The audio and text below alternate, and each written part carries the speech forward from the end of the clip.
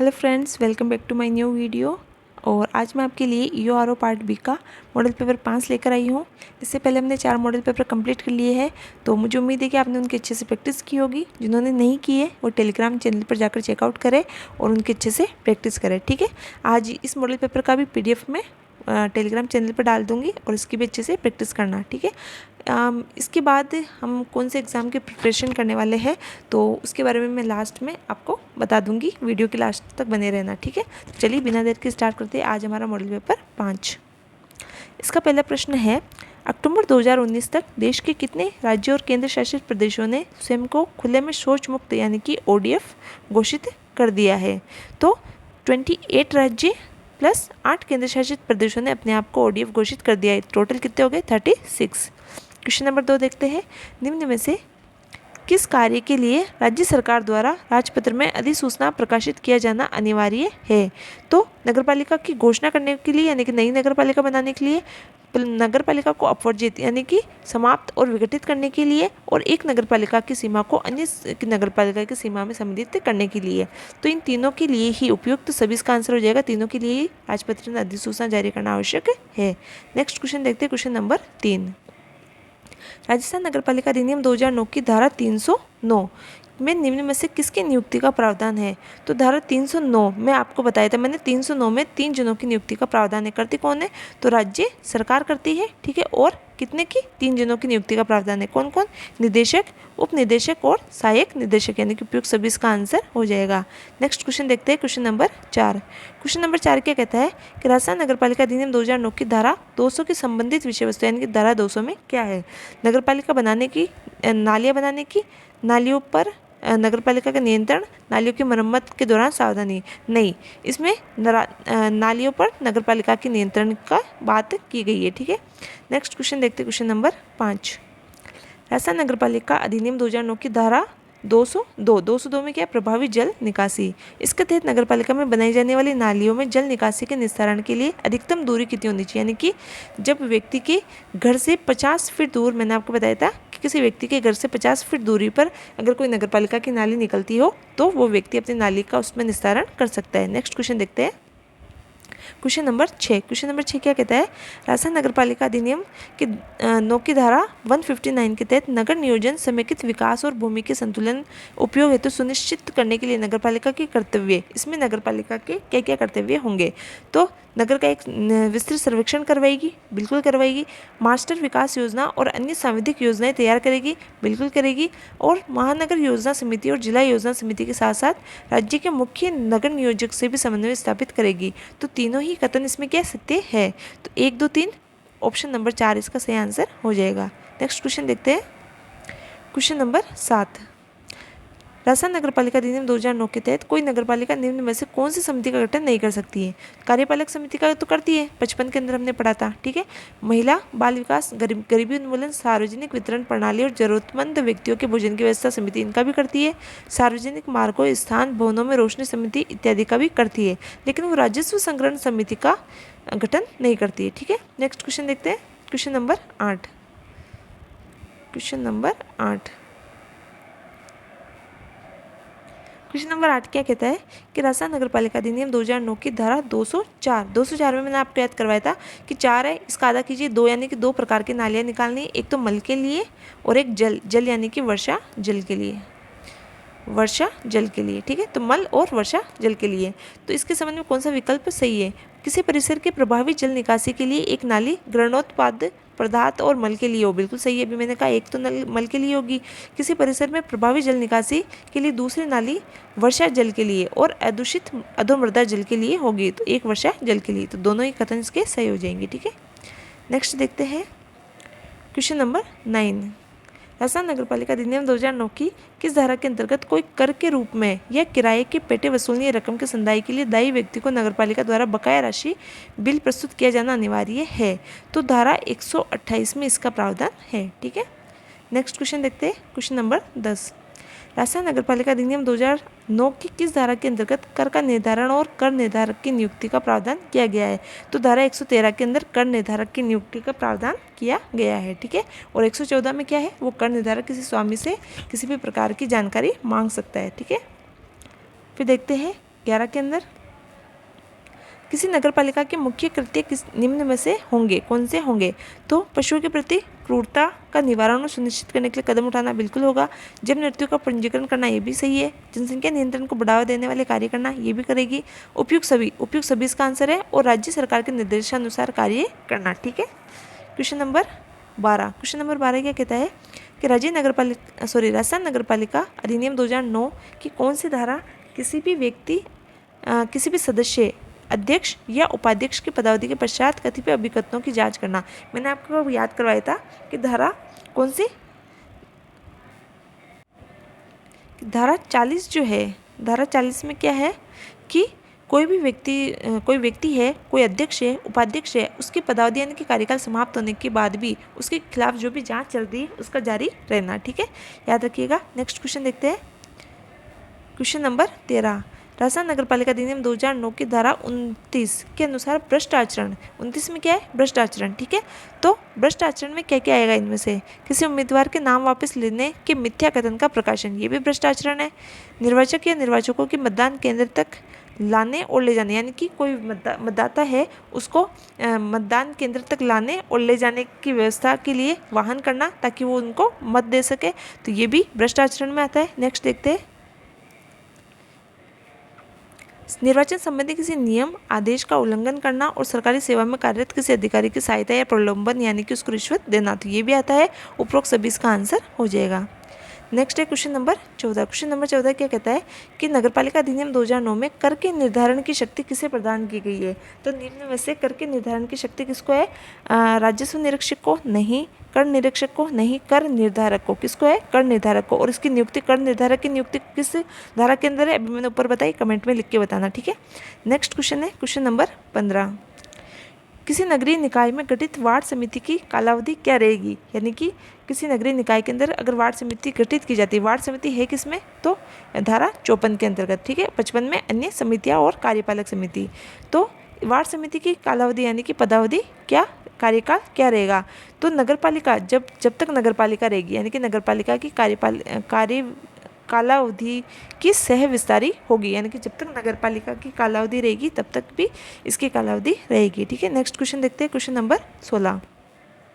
नगरपालिका के निर्वाचन सदस्य को राज्य सरकार के द्वारा किस आधार पर कार्यकाल की समाप्ति से पूर्व पद से हटाया जा सकता है? तो अगर कोई नगरपालिका का सदस्य है उसको उसके कार्यकाल से पहले पद से कब हटाया जा सकता है? तो उसके संबंध में कथन है, हमें सही कथन का चयन करना है। ठीक है।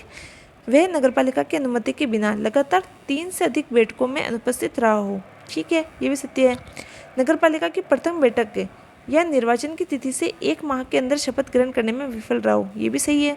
अपने निर्वाचन के बाद धारा 14 या 24 दोनों में क्या है? निर्हरता है, तो इसकी ऐसी कोई अयोग्यता अर्जित कर लेता है, बिल्कुल सही है। तीनों ही इसके कथन सही हो जाएंगे।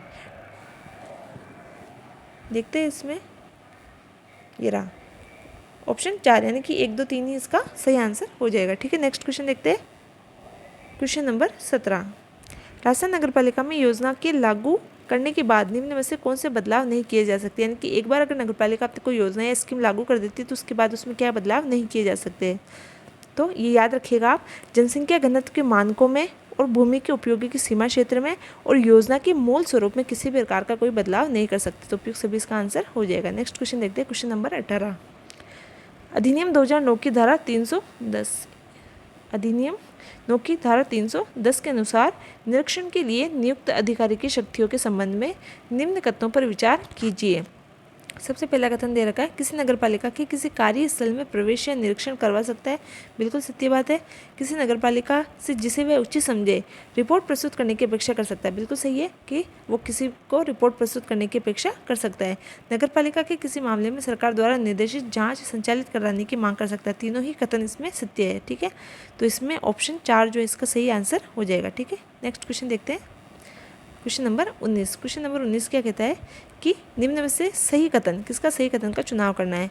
किसी नई नगरपालिका की स्थापना होने तक सरकार द्वारा, यानी कि अगर कोई नई नगरपालिका स्थापना होती है उससे पहले सरकार द्वारा नियुक्त अधिकारी के द्वारा नगरपालिका के कार्य माने जाएंगे। यानी कि जब तक नई नगरपालिका की स्थापना नहीं हो जाती तब तक सरकार एक अधिकारी को प्राधिकृत करता है और उसके द्वारा नगरपालिका के कार्य किए जाते हैं। ठीक है। उक्त अधिकारी 6 माह के भीतर प्रथम निर्वाचन की व्यवस्था करेगा। ठीक है, ये भी सत्य है कि जब तक वो कार्य करता है वो 6 माह के भीतर नई नगरपालिका के गठन की व्यवस्था करेगा।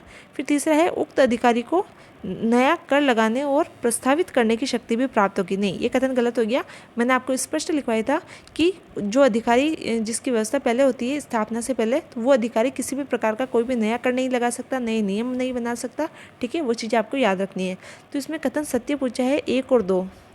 कथन नंबर 1 और 2 इसका सही आंसर हो जाएगा। ठीक है, नेक्स्ट क्वेश्चन देखते हैं, क्वेश्चन नंबर 20। किसी मूल दस्तावेज के नहीं होने के बावजूद भी किस अधिकारी के द्वारा प्रमाणित प्रतिलिपि को मूल प्रतिनिधि माना जा सकता है। मैंने आपको करवाया था कि अगर मान लीजिए कोई जो मूल प्रति है वो खो जाती है या फिर अन्य और कोई भी व्यवस्था हो, तो जो उसकी फ़ोटोकॉपी है उसको भी अगर जो वैध जो प्राधिकारी होता है वो अगर उस पर साइन कर देता है तो वो भी क्या मान ली जाएगी, मूल प्रति के समान ही उसको साक्ष्य के रूप में प्रस्तुत कर सकते हैं। ठीक है, तो इसमें देखते हैं नीचे, ये रहा, इसका आंसर हो जाएगा नंबर 3, वेद अभिरक्षक या वकील के द्वारा उसको प्रमाणित किया जा सकता है। ठीक है, क्वेश्चन नंबर 21 क्या कहता है, इंदिरा गांधी क्रेडिट कार्ड योजना के अंतर्गत कितने राशि तक का ऋण उपलब्ध करवाया जा सकता है। तो इसमें 50,000 रुपये तक का ब्याज मुक्त ऋण उपलब्ध करवाया जाता है। नेक्स्ट क्वेश्चन देखते हैं, क्वेश्चन नंबर 22, स्वच्छ भारत मिशन ग्रामीण का समन्वय भारत सरकार के किस विभाग के अधीन है। तो स्वच्छ भारत मिशन का जो ग्रामीण का समन्वय, स्वच्छ भारत मिशन ग्रामीण का पूछा है इसमें। ठीक है, इसका समन्वय पेयजल और स्वच्छ विभाग जल शक्ति मंत्रालय के अधीन है। ठीक है, नेक्स्ट क्वेश्चन देखते हैं 23 क्या कहता है, कोई नगरीय निकाय राजस्थान नगरपालिका अधिनियम 2009 की धारा 102 के अधीन बाध्यकारी कर, 102 में क्या है, बाध्यकारी कर है। ठीक है, याद रखिएगा, ऐसे भी आ सकता है क्वेश्चन 102 में क्या है, तो बाध्यकारी कर, और बाध्यकारी कर किस धारा में, 102 में।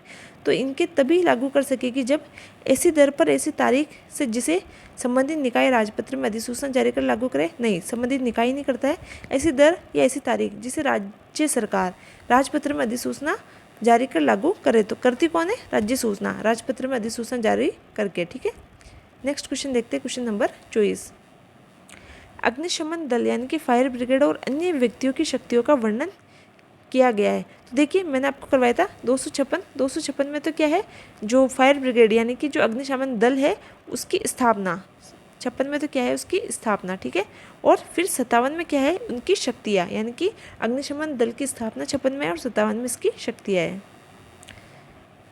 25 में क्या है, क्वेश्चन नंबर 25 क्या कहता है कि अधिनियम 2009 की धारा 232 के अनुसार रोक है, किस पे रोक है, तो सार्वजनिक स्थान पर ठोस अपशिष्ट जमा करने पर रोक है। बिल्कुल है, मैंने करवाया था आपको, सार्वजनिक स्थान पर ठोस अपशिष्ट फैलाने पर भी रोक है। नेक्स्ट देखते हैं, सार्वजनिक स्थान पर गंदगी वाले पदार्थ फैलाने पर, इस पर भी है, तो उपयुक्त सभी इसका आंसर हो जाएगा। नेक्स्ट क्वेश्चन देखते हैं, डेयरियों के लिए लाइसेंस के प्रावधान है, यानी कि जिस इसके घर में है उसमें एक एक घर को डेयरियों के अंदर लाइसेंस प्रदान किया जाएगा। ऐसे मैंने आपको याद करवाया था। ठीक है, ऐसा कुछ होता नहीं है, याद करवाने के हिसाब से करवाया था धारा 251 में, यानी कि एक के अंदर आपको डेयरिया का लाइसेंस मिल जाएगा। ठीक है, तो डेयरियों के लाइसेंस की व्यवस्था किसमें, 251 में। और देगी लाइसेंस कौन देता है, तो याद रखिएगा एनपी देती है, यानी कि नगर पालिका देती है। 27 क्या कहता है, क्वेश्चन नंबर 27, यदि किसी नगरीय निकाय की किसी वार्ड समिति में केवल एक ही वार्ड है तो उस वार्ड का अध्यक्ष कौन होगा। अब जब वार्ड ही एक है तो उस वार्ड का प्रतिनिधित्व करने वाला सदस्य उसका क्या होगा, अध्यक्ष होगा। क्वेश्चन नंबर 28 क्या कहता है, कतिपय भूमियों के संबंध में नगरपालिका द्वारा पूर्ण स्वामित्व पट्टा, मैंने आपको पहले भी इस धारा का उल्लेख किया है, पूर्ण स्वामित्व पट्टा कौन सी धारा के अंतर्गत है, 69 के। देखिए मोस्ट इंपॉर्टेंट धारा है, इसको अच्छे से देखे जाना। नेक्स्ट क्वेश्चन है क्वेश्चन नंबर 29, यदि कोई व्यक्ति धारा 166 के अंतर्गत किसी घोषित विकास क्षेत्र पूर्व में नगरीय निकाय द्वारा जारी अनुज्ञा जिसका सम्यक रूप से उपांतरण किया गया हो का उल्लंघन करता है। ठीक है, राजस्थान नगरपालिका अधिनियम 2009 की धारा के अंतर्गत शास्तीय जुर्माना देय होगा। तो इसके अंदर एक सेकेंड, मैंने आपको बताया कि धारा 166 में तो क्या है कि अगर कोई व्यक्ति है, ठीक है, वो घोषित जो विकास क्षेत्र है उसमें उसके जो नियम है, जो भी शर्तें हैं, उसका अगर उल्लंघन करता है, आज्ञा नहीं लेता है, ठीक है, या फिर आज्ञा लेने के बाद उल्लंघन करता है, तो उसका जुर्माना यानी कि शास्ति यानी कि दंड और जुर्माने का प्रावधान किसके अंदर, तो 166 में इसका उल्लंघन है और 167 में इसका दंड और जुर्माना है। ठीक है। नेक्स्ट क्वेश्चन देखते हैं, क्वेश्चन नंबर 30। राजस्थान नगर पालिका अधिनियम 2009 की धारा 243 में किसका प्रावधान किया गया है? तो धारा 243 में किसका प्रावधान है? खतरनाक भवनों से संबंधित, ठीक है, याद रखिएगा, खतरनाक भवनों से संबंधित प्रावधान है। नेक्स्ट देखते हैं, राज्य सरकार नगरपालिका में निहित की गई सरकारी भूमि को कब वापस ले सकती है? यानी कि नगरपालिका जो है वो कोई सरकारी भूमि है, उसको वो कब वापस ले सकती है? तो अगर नगरपालिका ने उसका कुप्रबंध किया हो और जो सरकार है उसको लोकहित में उक्त भूमि की आवश्यकता हो, लोकहित में अगर उसको उस भूमि की आवश्यकता है या फिर जिस नगरपालिका को दे रखी है उसने उसका कुप्रबंध कर रखा है, तो दोनों ही स्थिति के अंदर, 1 और 2 दोनों ही स्थिति के अंदर वो उसको वापस ले सकती है। नेक्स्ट क्वेश्चन देखते हैं, क्वेश्चन नंबर 32। यदि कोई स्थानीय क्षेत्र नगरपालिका में न रहे तो उसकी संपत्ति अधिकार प्रभार नगरपालिका निधि के अतिशेष किस में निहित माने जाएंगे? तो किस में निहित माने जाएंगे? राज्य सरकार में निहित माने जाएंगे, ठीक है। नेक्स्ट क्वेश्चन देखते हैं, राजस्थान राज्य के अंतर्गत किसी नगरपालिका के अभिलेखों को तलब करने की शक्ति किस में होगी? तो किस में होगी? एक तो जो उस राजस्थान का मतलब राज्य सरकार है उसके द्वारा इस हेतु नियमित या जो प्राधिकृत अधिकारी होती है वो अभिलेखों को तलब करने की शक्ति रखता है। नेक्स्ट क्वेश्चन देखते हैं, क्वेश्चन नंबर 34। नगरपालिका के भीतर जो समस्त नालियाँ, शौचालय, नलकूप है उनका सर्वेक्षण और नियंत्रण किसके अधीन होगा? तो किसके अधीन होगा उनका सर्वेक्षण और नियंत्रण? नगरपालिका के अधीन होगा, ठीक है, सिंपल सा क्वेश्चन है। नेक्स्ट देखते हैं, question number 35। Question number 35, Rajasthan नगरपालिका अधिनियम 2009 की कौन सी धारा के अंतर्गत किसी नगरीय निकाय को नगरपालिका क्षेत्र की सीमाओं की, चाहे वो भीतर हो या बाहर हो, दान के द्वारा, क्रय के द्वारा या अन्यथा कोई जंगम या स्थावर दोनों प्रकार की संपत्तियां या उनसे कोई हित अर्जित करने या उन्हें धारित करने की शक्तियाँ प्राप्त है? तो सीधा सा पूछना चाह रहा है कि नगरपालिका को संपत्ति अर्जन की शक्ति किस धारा के अंतर्गत प्राप्त है? तो किस धारा के अंतर्गत प्राप्त है? धारा 67 के अंतर्गत, याद रखिएगा, ये भी इंपॉर्टेंट क्वेश्चन है। नेक्स्ट देखते हैं, क्वेश्चन नंबर 36। निम्न में से असत्य कथन पूछा है, ठीक है। नगर निगम के अध्यक्ष को महापौर कहते हैं, बिल्कुल कहते हैं। नगर परिषद के अध्यक्ष को मेयर कहते हैं, नहीं, मेयर तो इसको कहते हैं नगर निगम के अध्यक्ष को। नगर पालिका के अध्यक्ष को अध्यक्ष कहते हैं, बिल्कुल सही है। नगर परिषद के अध्यक्ष को सभापति कहते हैं, तो गलत कौन सा हो जाएगा? 2। 37। नगर पालिका अधिनियम 2009 के अंतर्गत नगर पालिका वित्त और नगर पालिका निधि यह वित्तीय स्थिति के पुनर्विलोकन का कार्य किसको दिया गया है? तो वित्त से संबंधित और नगर पालिका की निधि से संबंधित जो पुनरावलोकन है इसका कार्य दिया गया राज्य वित्त आयोग को, ठीक है। नेक्स्ट क्वेश्चन देखते हैं, राजस्थान नगर पालिका के वर्तमान अधिनियम के अनुसार किसी भी निदेशक स्थानीय निकाय के रूप में नियुक्त निम्न में से किसके द्वारा की जाएगी? अभी मैंने आपको ऊपर बताया था कौन सी धारा 309 के अंदर 3 प्रकार के व्यक्तियों के, निदेशक, उपनिदेशक और सहायक निदेशक की नियुक्ति करता है, और मैंने वहाँ बताया था करता कौन है? राज्य सरकार के द्वारा, ठीक है। नेक्स्ट क्वेश्चन देखते हैं, क्वेश्चन नंबर 39। राजस्थान नगरपालिका अधिनियम 2009 की धारा 299 मैंने कल करवाई थी, ठीक है। मुझे कमेंट बॉक्स में लिख के बताना 299 में क्या है और इसके साथ में कौन सी धारा याद करवाई थी। इसके अधीन अपराधों के संबंध में समझौता करने के लिए सशक्त व्यक्तियों की कार्यवाही को विनियमित करने के लिए कौन नियम बना सकेगी, यानी कि नियम कौन बनाएगी? तो नियम कौन बनाएगी? राज्य सरकार बनाएगी, ठीक है। क्वेश्चन नंबर 40, ये अंतिम क्वेश्चन है। राजस्थान नगरपालिका अधिनियम 2009 की धारा 160 के अधीन नगर पालिका के द्वारा तैयार की गई मास्टर विकास योजना का अनुमोदन कौन करेगा? तो अनुमोदन किसके द्वारा किया जाएगा? राज्य सरकार के द्वारा किया जाएगा, ठीक है। और कौन कौन सी? 159 के अंदर 3 प्रकार की योजनाएं हैं, 160 में तो क्या उसकी मंजूरी देगी कौन? राज्य सरकार। 159 में 3 प्रकार की योजनाएं हैं, मुझे कमेंट बॉक्स में लिख के बताना कौन कौन सी 3 प्रकार की योजनाएं बताई थी मैंने आपको, ठीक है। तो ये आज का हमारा वीडियो था, कैसा लगा आपको एक बार मुझे कमेंट में लिख के बताना, और आपके इनमें से कितने क्वेश्चन सही हुए वो भी कमेंट बॉक्स में मुझे कमेंट करना आप। इसके बाद आप एक पोल करवाएंगे, उसमें आप ही बताना कि नेक्स्ट किस एग्ज़ाम की तैयारी करवानी है, और मैं कोशिश करूँगी कि जितना बेटर तरीके से मैं आपको करवा सकती हूँ। EORO का एक नया सिलेबस था, मैंने अपनी पूरी कोशिश की है कि आपको बिल्कुल सिंपल तरीके से शॉर्ट में जहाँ ट्रिक बैठती थी वहाँ ट्रिक से अदर तरीके से जैसे भी मैं करवा सकती थी आपको याद, मैंने आपको EORO की एग्ज़ाम की प्रिपरेशन करवाई। कैसा लगा आपका एक्सपीरियंस, कैसा रहा मेरे चैनल के साथ, मुझे कमेंट करके बताना, और नेक्स्ट आप किसकी तैयारी करने चाहोगे वो भी मुझे कमेंट करके बताना, ठीक है। तो आप सभी को EORO एग्ज़ाम के लिए ढेर सारी विशेष मैं भगवान से प्रार्थना करूँगी कि आप सबका एग्ज़ाम बहुत अच्छा हो और आप सब मुझे कमेंट बॉक्स में लिख के भेजें जब आपका रिजल्ट आए कि मैम हमारा सिलेक्शन हो गया। ठीक है, तो आपको ढेर सारे विशेष थैंक यू। मिलते हैं फिर नेक्स्ट वीडियो में।